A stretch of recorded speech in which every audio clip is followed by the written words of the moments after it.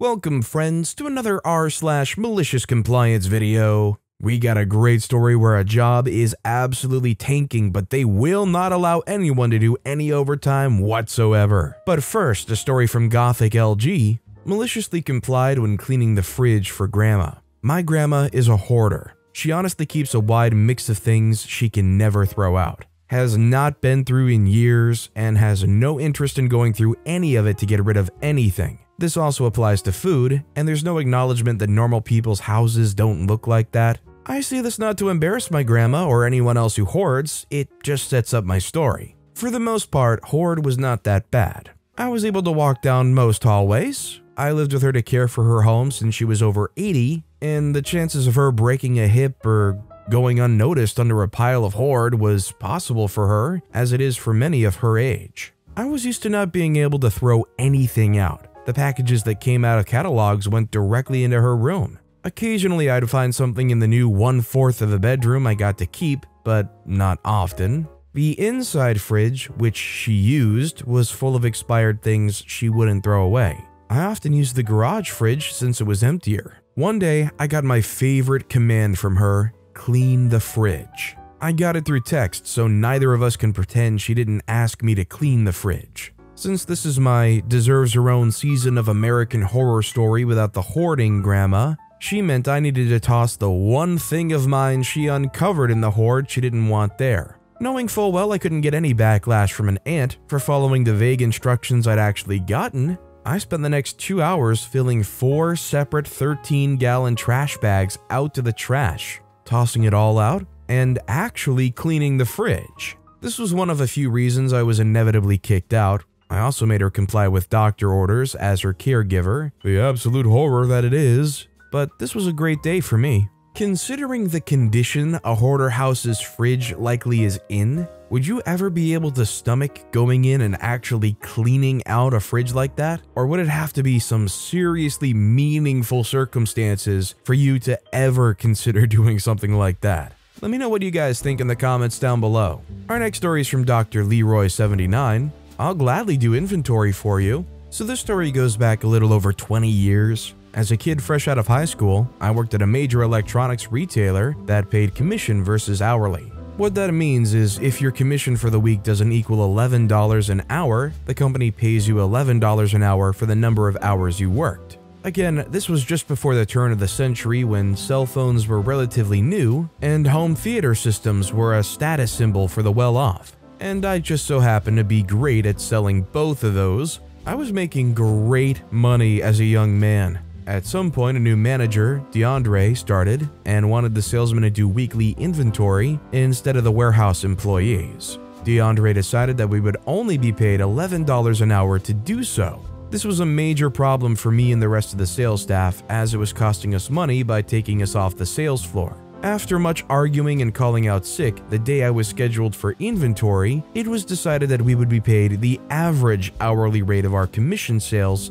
for doing inventory. Great, cue malicious compliance. No one really kept up with how often the salesman clocked in or out during the day. The only thing that mattered was that the sales floor was always staffed. So I would show up for work like normal, but not clock in. I would only clock in long enough to ring up a sale and then immediately clock back out. This drove my average hourly rate to as high as $125 in the first week. So the next week when it was time to do inventory, I did so gladly knowing the new pay structure. For 8 hours that day, I made $125 an hour and left in a great mood. That was the last time I was ever put on the schedule to do inventory. I asked DeAndre when I would be put back on the inventory, but he only gave me a "I hate you" look and walked away. Of course, I filled my fellow salesman in on my idea, and shortly thereafter, it was decided that only warehouse employees would do inventory. This is like actually one of those 1000 IQ situations, where there's a system and OP can just game it like that. OP did an awesome job, and the company made it really easy for them to just, get their money's worth. Our next story is from Billy the Goat. You can work overtime even though we're 3,000 behind. Okay, I won't then. I used to work for this heck hole of a job. I was a calibration technician, and my job along with 2 others we had was to keep our tools and robots in the plant in line with our customers' specs. Failure to do so would allow our customers to pull out of their contracts with no legal ramifications. So, an important job. However, the rest of the plant didn't think so, and neither did my supervisor, who the company hired off the street with literally no knowledge of the job at all. Story for another day there. Anyways, we were behind on calibrations big time. This was due mostly to the fact that the lines refused to give us the tools to calibrate them because they didn't want to affect production. And my so-called supervisor had no spine and kept telling us to work around it. For reference, we kept 6,000 different tools and robots calibrated, and almost 3,000 in the system were overdue. So yeah, we were in trouble and it was a ticking time bomb. One of our other customers had called and said that the next Monday they were coming in for an inspection, which you think would be a big old oh crap moment, but no one seemed to care. I volunteered to work that weekend to get everything on that customer's line calibrated so we could avoid the crap storm, but my boss told me that he couldn't approve any overtime without a detailed list of what I planned to do. I told him I couldn't give him a list ahead of time, as I had no clue which tools were where and what I would have to replace, but I could log it all as I went and gave it to him Monday.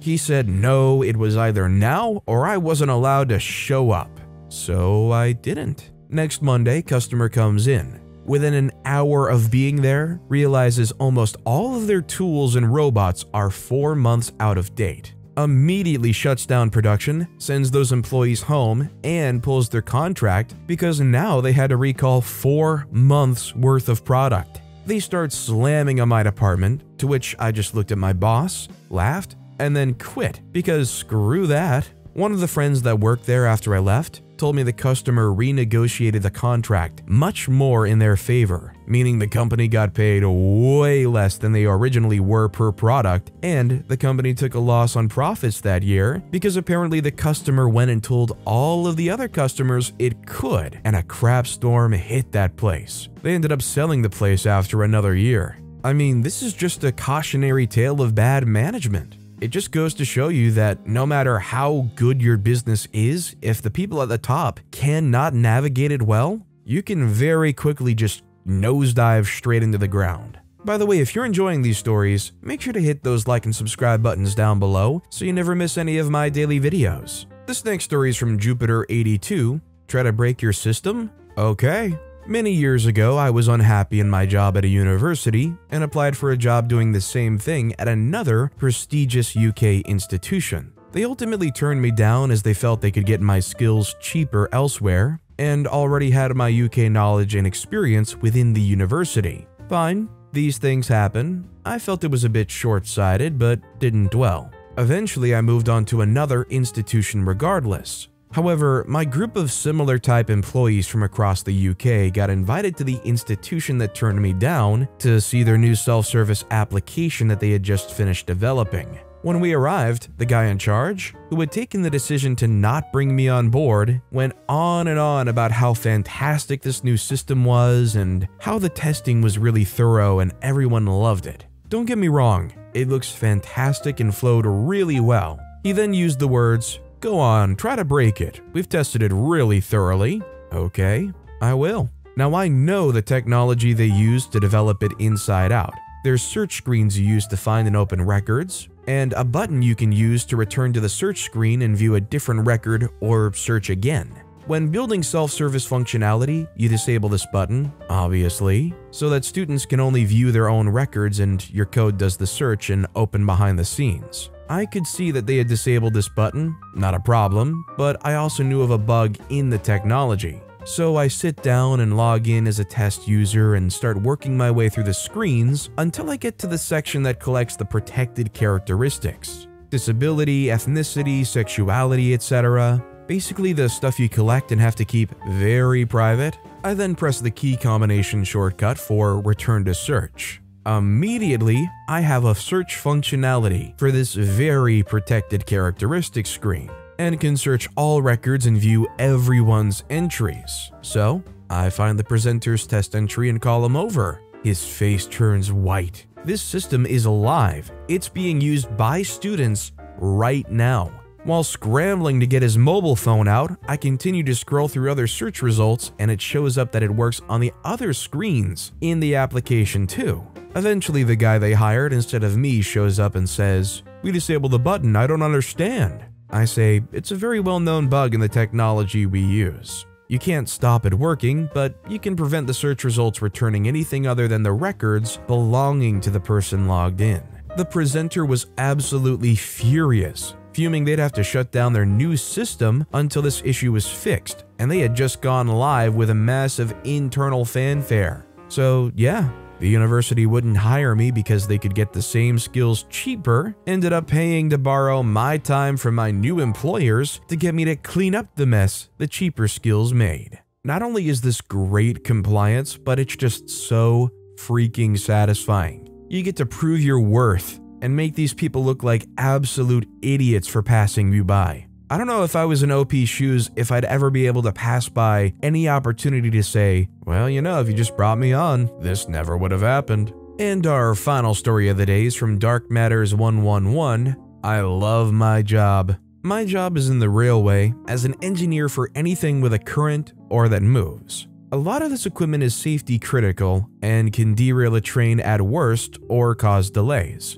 which to management is just as bad, but that's irrelevant. On a quarterly basis, we go around the whole railway network and check the equipment and ensure it's within safe standards. When we aren't out on site, we're on standby. My department is the center of all railway departments and a couple of other transportation departments. So we regularly get a lot of people dropping by the office with queries or requests, usually to do with what work is being carried out at the moment, as we have many projects on at once that can mess with other work or show that equipment is faulty when it's just being worked on.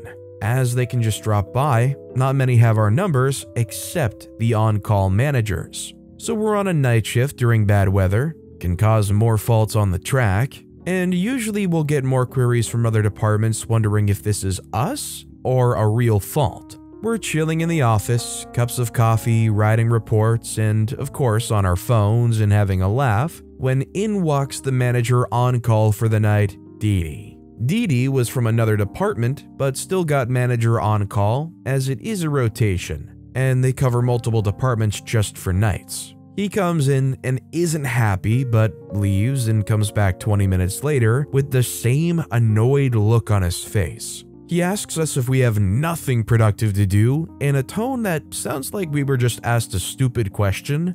Very condescending. We try to explain why we're not out doing work, but he cuts us off and tells us to find somewhere to go and something to do. He doesn't want to see us sitting about in the office. So we do just that. We go out to a remote part of the track, find an equipment room, and we go in and resume our relaxation, as there's no one else there. It's only accessible by walking up the track, which you can't do unless you go through a whole ordeal. It only took 25 minutes of rest, or roughly an hour since we left the office, for Dee Dee to call panicked. Apparently, the other departments were getting fault calls, and they weren't sure if it was our department or actual faults. Now, we have plenty of contractors out on other projects, and we have software to check if it's been booked out for work or if it's actually down. We calmly explained that we were now out at an equipment room doing work,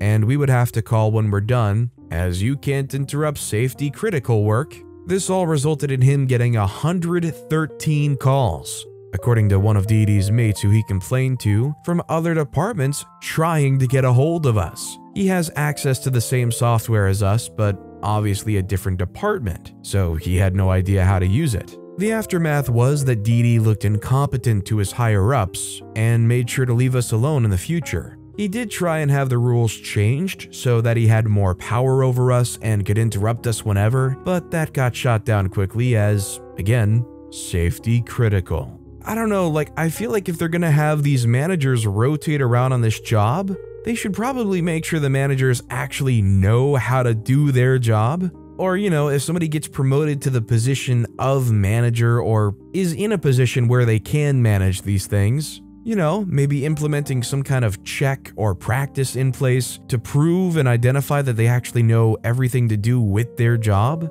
Or nah, who needs an organized train system? The trains will get there when they get there. But with that being said, that's all the time we have for today. Now, if you want to hear another compliance story that was absolutely crazy, click on that left video. Or if you missed my latest video, check out the one on the right. That said, I'll see you all next time with some more stories.